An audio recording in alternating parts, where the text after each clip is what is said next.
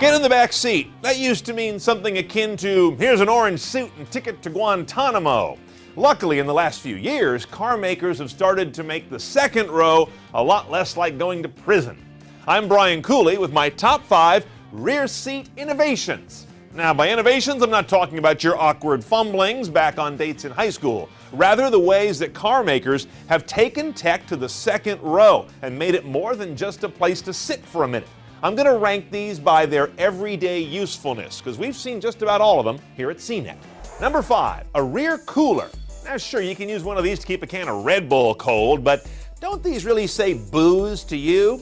Especially since they only really show up on kind of quasi-limos. Now, as you can't open the boozy contents of a cooler legally anywhere in the U.S., this would seem to be of low utility, but they are a crowd pleaser.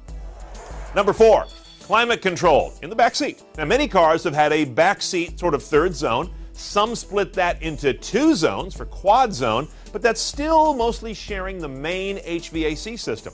The newest wrinkle is a separate AC system just for the rear on some pretty high-end cars. But I still rank this kind of low because it's kind of BS. I mean, a car remains a small, undivided space. Eventually, all the air goes to all the seats.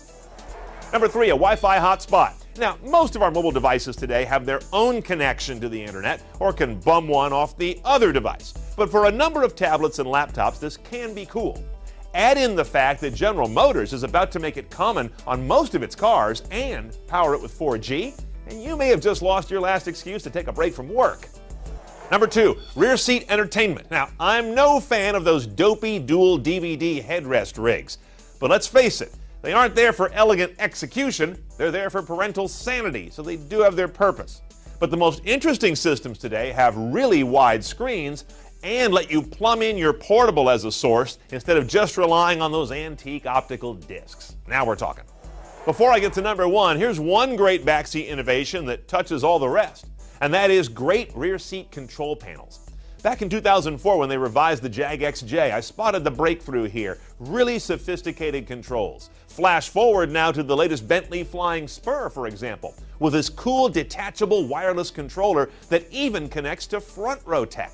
One day, the best tech in the car might be in the back. The number 1 in-cabin tech innovation you will use a lot is recline massage. This is number 1 because back seats have always been purgatory, with cramped room and no adjustments to make the most of what little you have.